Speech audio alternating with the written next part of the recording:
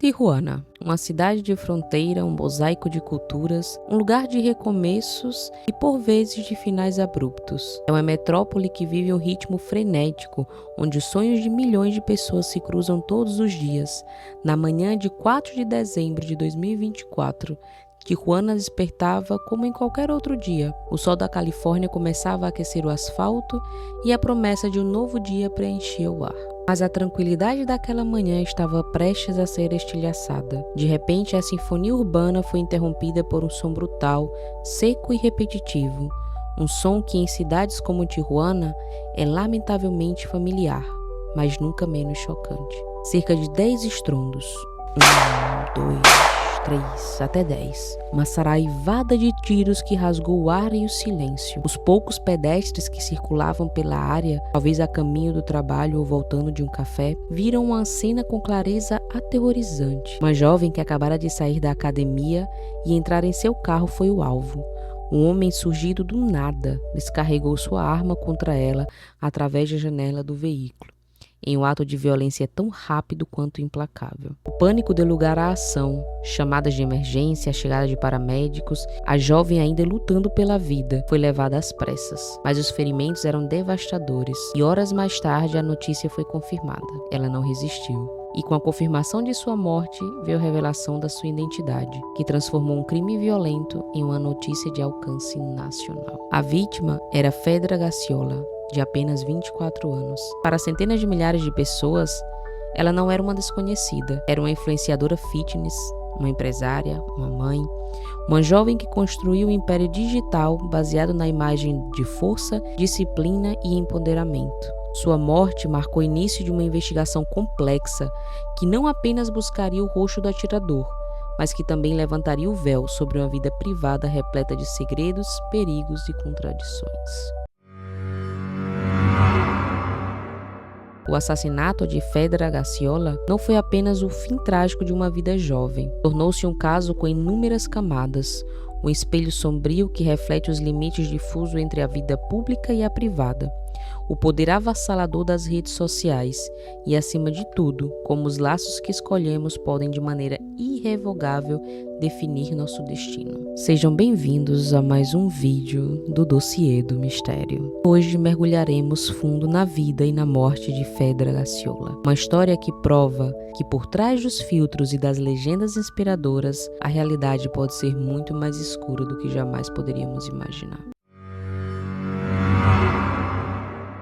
Antes do seu nome ser estampado em manchetes criminais, Fedra brilhava nas telas de mais de 300 mil pessoas. Ela era uma força da natureza digital, uma criadora de conteúdo que transformou sua paixão pelo fitness e uma carreira próspera em uma fonte de inspiração para uma legião de seguidores. Sua história, pelo menos a parte que ela escolheu contar, começava nos anos 2000, em Culiacán, Sinaloa. Nascida e criada em um ambiente de família trabalhadora, Fedra aprendeu desde cedo os valores do esforço, da humildade e da consistência. Esses princípios, como um mantra, a acompanharam durante toda a sua vida e foram base sobre a qual ela construiu seu sucesso. Ainda muito jovem, ela se mudou para Tijuana, um lugar de oportunidades, e foi ali que começou a esculpir a sua identidade pública. As redes sociais foram sua ferramenta e seu palco. Através de suas contas, Fedra não apenas compartilhava exercícios, ela vendia um estilo de vida, um ideal de autoaperfeiçoamento. Seu conteúdo era uma mistura cuidadosamente curada de rotinas de treino intensa, com dicas de bem-estar, conselhos de nutrição e, acima de tudo, empoderamento físico. A estética era impecável. Cada foto, cada vídeo, tudo era projetado para inspirar e motivar. Ela se tornou um exemplo de disciplina, uma prova viva de que era possível transformar o corpo e a vida através da dedicação. Esse sucesso digital abriu portas. Fedra era uma empreendedora nata. Seguindo a linha de sua paixão, ela fundou a sua própria marca de roupa esportiva. O que começou como um sonho se materializou em leggings, tops e conjuntos que seus seguidores cobiçavam. Ela não era apenas a modelo de sua marca, ela era a personificação dela. Cada postagem era uma oportunidade de negócio, cada história uma vitrine. Não havia dúvidas que Fedra projetava uma imagem de mulher segura de si, determinada e com uma visão clara para seu crescimento profissional. Ela era a chefe, a atleta, a inspiração. Mas por trás dessa fachada de sucesso e disciplina, existia um universo que ela guardava com zelo. sua vida privada. O aspecto mais importante de sua existência era mantido longe dos holofotes. Seus seguidores sabiam que ela era mãe de um menino pequeno, mas os detalhes eram escassos. Fedra raramente mostrava o rosto do filho ou falava extensivamente sobre sua maternidade. Essa era uma faceta sagrada de sua vida. Apenas seu círculo mais íntimo conhecia a profundidade de sua dedicação como mãe e tudo o que ela fazia pelo bem-estar de seu filho. Essa dualidade, a figura pública, forte e a mãe protetora e privada, era central para quem ela era. No entanto, mesmo com essa separação cuidadosa, houve momentos em que as sombras de sua vida privada invadiram sua persona pública. Momentos em que seu nome foi associado a controvérsias que nada tinham a ver com o mundo fitness e que revelavam um lado de sua vida muito mais perigoso e complexo. A primeira grande polêmica que arrastou o nome de Fedra para as manchetes ocorreu quando ela era apenas uma adolescente. Aos 17 anos, um ano antes da maioridade legal, ela fez uma acusação explosiva. Fedra denunciou o famoso cantor de música regional mexicana Gerardo Ortiz por abuso. A notícia circulou em alguns meios de comunicação, gerando um breve escândalo. Uma jovem aspirante a influencer contra um dos nomes mais conhecidos da música popular mexicana. Era uma batalha de Davi contra Golias. No entanto, tão rápido quanto surgiu a história, ela também desapareceu dos holofotes. Uma vez que o caso chegou ao sistema de justiça, um véu de silêncio caiu sobre ele. Não houve atualizações públicas nem avanços conhecidos na causa. Para o público, o caso permaneceu um ponto de interrogação, mas para Fedra foi a primeira e brutal introdução ao mundo onde poder, fama e justiça muitas vezes não andam de mãos dadas. Os anos passaram. Fedra se concentrou em construir sua carreira, deixando o episódio para trás, pelo menos publicamente. Mas o padrão de se envolver em situações de alto risco parecia persegui-la. Poucos anos depois da denúncia, já com 21 anos, Fedra enfrentaria um dos eventos mais traumáticos da sua vida, um que colocaria face a face com a morte. Nessa época, ela estava em um relacionamento que muitos do seu círculo próximo questionavam. Sua escolha de parceiro era, no mínimo, preocupante. Ele era José Alfredo García Pérez, um homem de 41 anos, 20 anos mais velho que ela. Originário de Michoacán, García Pérez vivia no mundo das apostas e da comercialização de cavalos puro sangue. Mas sua ficha não parava por aí. Ele tinha antecedentes criminais por tráfico de substâncias na Califórnia. Apesar dos avisos e das red flags, Fedra seguiu em frente com a relação. Talvez fosse o fascínio pelo perigo, talvez uma busca por proteção, talvez amor genuíno. Seja qual for o motivo, ela estava imersa em um mundo que operava com suas próprias regras. E em 5 de junho de 2021, essas regras cobraram seu preço de maneira mais violenta possível. Naquela manhã, Fedra estava ao volante da sua BMW modelo 2020. Ao seu lado, no banco do passageiro, estava José Alfredo. Eles estavam a poucos metros de sua casa, em um trajeto que deveria ser rotineiro e seguro. De repente, um veículo cinza se aproximou pela lateral. Sem aviso, a janela do carro se abriu e um sicário começou a disparar. Foram vários disparos, precisos e mortais. José Alfredo foi atingido na cabeça e no rosto. A execução foi instantânea. Milagrosamente, ou talvez por desígnio dos atiradores, Fedra saiu completamente ilesa. Nenhum arranhão, mas o choque e o trauma de testemunhar a execução do seu parceiro a centímetros de distância a marcaria para sempre. Sua reação nos momentos seguintes foi para muitos desconcertante.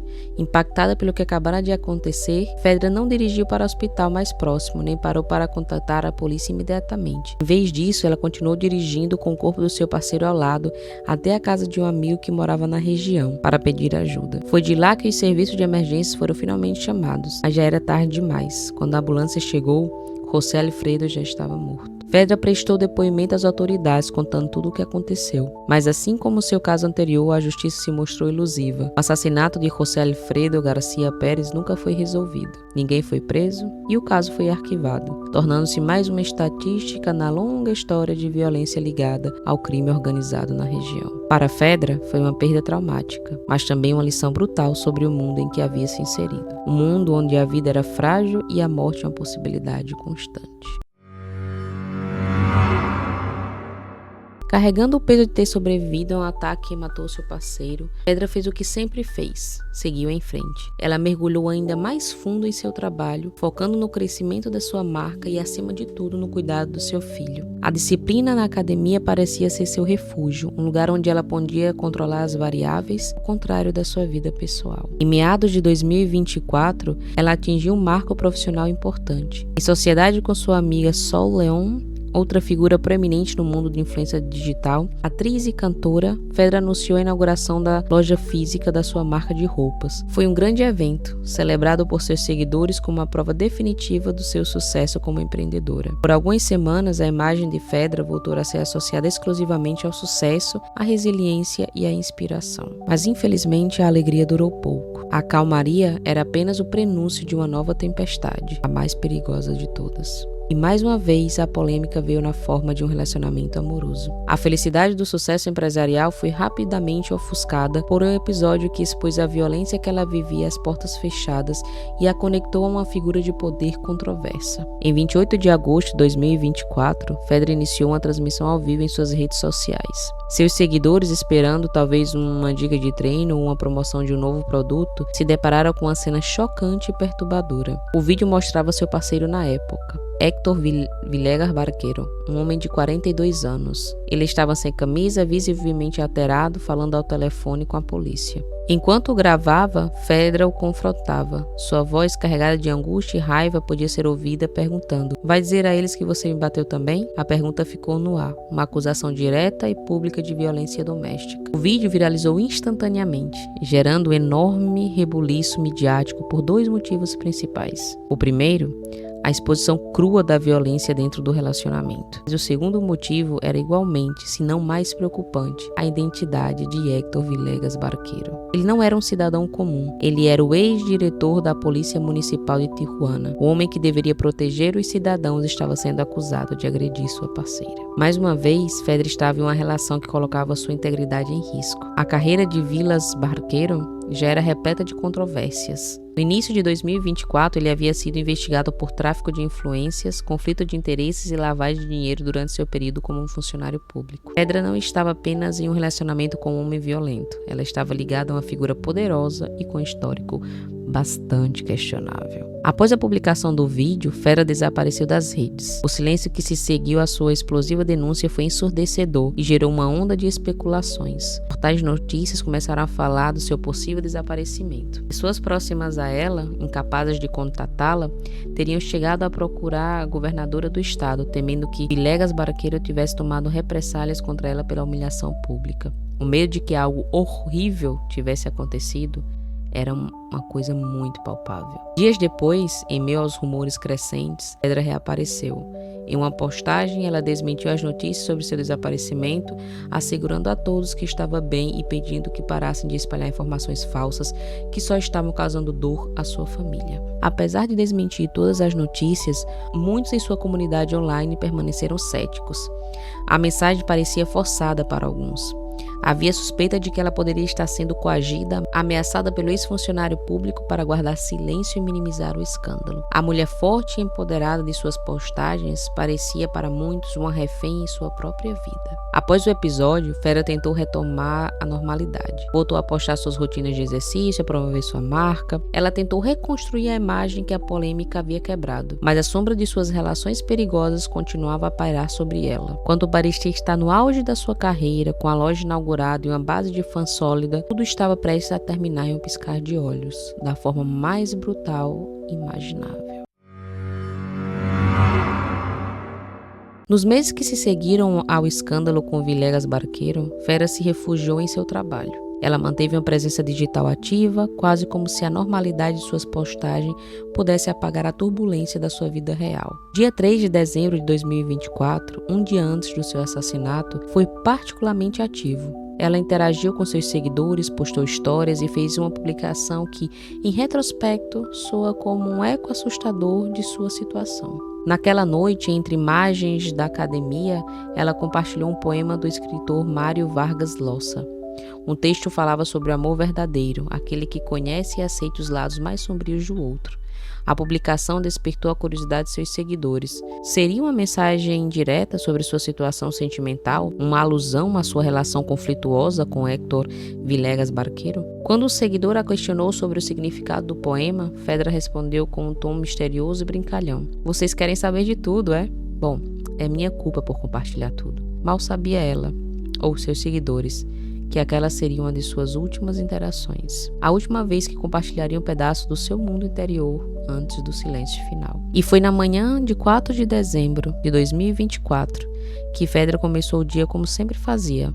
Logo cedo, subiu histórias em sua conta no Instagram para promover os produtos da sua marca. Minutos depois, foi para a academia, o Hardcore Gym, na colônia Lúcio Lopes, para seu treino diário. É seu santuário, o lugar onde ela estava no controle. De dentro da academia, ela compartilhou uma última imagem, uma última mensagem que após a sua morte seria analisada à exaustão. No post, ela anunciava que não poderia voltar a treinar por um tempo, mas não deu maiores explicações. A mensagem gerou intriga. Seria um problema de saúde, uma viagem planejada, uma decisão pessoal? A resposta, ou a suspeita dela, só viria a público postumamente, adicionando uma camada ainda mais trágica ao que estava por vir. Por volta das 8h30 da manhã, Fedra terminou seu treino. Ela saiu da academia, atravessou o estacionamento e entrou em seu carro. Apenas havia ligado o motor quando a morte a encontrou. O homem se aproximou e sem uma palavra disparou repetidamente. O som dos tiros ecoou pela rua. O vidro se estilhaçou e a vida de Fedra Gracciola, a influenciadora, a mãe, a empresária, foi extinta. O assassinato de Fedra mobilizou imediatamente a Fiscalía General del Estado de Baja Califórnia. A brutalidade e a ousadia do ataque, em plena luz do dia, exigiu uma resposta rápida. A investigação começou no local do crime, onde o carro de Fedra permanecia como uma testemunha silenciosa. Os peritos encontraram pelo menos 10 cápsulas de bala espalhadas pelo chão, evidências da fúria do ataque. Mas foram os depoimentos de testemunhas e as análises das câmeras de segurança da região que forneceram os primeiros avanços significativos. Testemunhas relataram ter visto o agressor fugir correndo da cena e a poucos metros de distância entrar em um carro cinza, onde um cúmplice o esperava ao volante para acelerar a fuga. Desde o início, a promotoria não teve dúvidas. O ataque foi classificado como uma execução dirigida. A forma como foi realizado, a precisão do atirador, a fuga coordenada, tudo apontava para um crime planejado. Não foi um roubo que deu errado ou um ato aleatório de violência. Os assassinos estavam esperando por Fedra. Eles sabiam sua rotina. Isso implicava duas possibilidades assustadoras. Ou os assassinos a seguiram por um tempo, estudando meticulosamente seus movimentos diários, ou foram contratados como sicários por outra pessoa, alguém que lhes forneceu todas as informações necessárias. Os investigadores, portanto, não descartavam a possibilidade de um autor intelectual, uma mente por trás do crime. As principais linhas de investigação apontaram para o seu entorno mais próximo. As denúncias públicas que Fedra havia feito meses antes contra Villegas Barquero o colocavam no topo da lista. Seus vínculos passados com figuras como José Alfredo Garcia Pérez também abriam um leque de possibilidades ligadas à vingança ou acertos de conta. Enquanto a polícia investigava, a notícia explodia nas redes sociais. O assassinato de Fedra acendeu um debate nacional sobre a violência de gênero, a perigosa exposição da vida privada, os vínculos com figuras de poder e a impunidade que muitas vezes protege aqueles com conexões políticas ou criminais. Sua conta de Instagram, antes um mural de inspiração, transformou-se em um memorial digital, inundado com mensagens de despedida, homenagens e dor, mas também de teorias e especulações. Muitos de seus seguidores não tinham dúvidas, era um acerto de contas ou uma represália por suas denúncias contra homens poderosos. Enquanto o público e a mídia especulavam sobre quem poderia ter ordenado a morte de Fedra, a promotoria revelou uma informação que chocou a todos e reconfigurou completamente a narrativa do caso. Uma reviravolta digna de um thriller policial. Antes de ser assassinada, Fedra não era apenas uma vítima de violência. Ela mesma estava sendo investigada pela promotoria como a suposta autora intelectual de 2 homicídios. O primeiro caso era o de Andrea Ibarra, uma modelo e estudante de design de moda de 24 anos. Andrea foi assassinada na madrugada de 9 de janeiro de 2021 em Playas de Tijuana. Testemunhas relataram que um homem vestido de preto se aproximou dela enquanto caminhava e atirou a queima-roupa sem dizer uma palavra. A necrópsia revelou que ela foi atingida no nariz e na boca com uma calibre 9mm. Durante a investigação da morte de Andrea, amigos próximos declararam que antes do crime, a jovem modelo vinha recebendo ameaças de uma mulher com quem havia tido uma discussão. Essa mulher, disseram eles, frequentava a mesma academia que Andrea. Seguindo essa pista, a promotoria chegou a um nome, Fedra Garciola. Embora a investigação estivesse em andamento há um longo tempo, não haviam conseguido provas conclusivas contra ela. O segundo caso, pelo qual Fedra era investigada, envolvia uma jovem cuja identidade não foi revelada, mas que se sabia ser filha de um policial de Baja Califórnia. Os detalhes desse segundo assassinato são mais escassos, mas a conexão com Fedra era considerada forte o suficiente para mantê-la como principal suspeita. Esta revelação lançou uma nova luz sombria sobre todo o caso. A mulher que publicamente denunciava a violência poderia estar secretamente ordenando-a? A linha entre vítima e agressor tornou-se perigosamente turva. Apesar dessa informação bombástica, seus seguidores mais leais insistiram em sua inocência, argumentando que as acusações eram uma tentativa de manchar sua imagem e desviar a atenção do suspeito mais óbvio. Nas redes, a campanha por justiça para Fedra continuou, e o nome Héctor Villegas Barquero era repetido incessantemente, exigindo que sua possível participação como autor intelectual fosse investigada a fundo. Um mês após o crime, em janeiro de 2025, a investigação produziu resultados concretos. Graças à imagem das câmeras de segurança, os investigadores conseguiram identificar 2 suspeitos. Ambos tinham antecedentes por tráfico de drogas em pequena escala e foram formalmente acusados como autores materiais do assassinato de Fedra Garciola. A promotora Maria Helena Andrade confirmou que o ataque foi planejado e dirigido especificamente contra Fedra. Com a prisão dos executores, uma parte do quebra-cabeça foi resolvida, mas a peça mais importante ainda faltava. A investigação continuava aberta para identificar e capturar o autor intelectual, a pessoa que pagou pela morte de Fedra. O assassinato de Fedra deixou um rastro de perguntas sem resposta. Embora 2 homens estejam presos, o motivo do crime permanece um mistério. Em meio à dor e à confusão, as reações nas redes sociais se polarizaram. De um lado, milhares de pessoas lamentavam a perda, destacando seu carisma e sua capacidade de superação.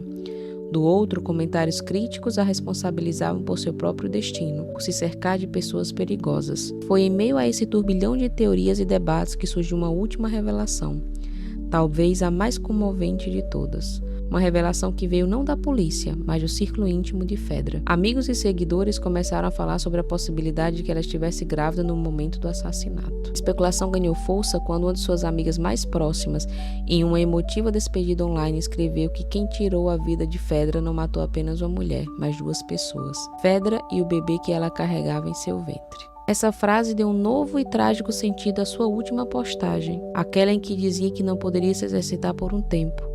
O que parecia ser uma referência a uma lesão ou viagem, agora soava como um anúncio discreto de uma gravidez, uma nova vida que foi extinta junto com a sua. Até hoje, o caso Fedra Garciola permanece em grande parte um mistério. A promotoria não revelou novos avanços na busca pelo autor e os motivos por trás de sua execução continuam no campo da especulação. As investigações sobre seu próprio envolvimento em outros crimes também ficaram suspensas com a sua morte. A história de Fedra é um conto moderno e sombrio sobre a dualidade, uma dualidade entre imagem pública que projetamos e a realidade que vivemos. Uma dualidade entre ser uma fonte de inspiração para milhares e ao mesmo tempo estar enredada em um mundo de violência e criminalidade. Ela foi, talvez, vítima e vilã, uma figura complexa cuja vida foi definida por escolhas arriscadas e por uma busca incansável por sucesso e amor em ambientes perigosos. Enquanto a justiça busca por verdade, sua comunidade digital a recorda diariamente. Seu perfil no Instagram, congelado no tempo, é um memorial de quem ela foi, ou de quem ela parecia ser. Uma mãe, uma criadora de conteúdo, uma empreendedora. Uma jovem de 24 anos cuja vida, e talvez a vida de seu filho ainda não nascido, foi silenciada a tiros em uma manhã ensolarada em Tijuana, deixando para trás mais perguntas do que respostas e um legado digital manchado de sangue. Se você gosta de histórias sobre crimes reais, crimes não solucionados, histórias bizarras e de suspense, sejam bem-vindos ao Dossiê do Mistério. Obrigada por acompanhar a mais um vídeo. A gente se encontra no próximo. Abraço do meu lugar do mundo e tchau!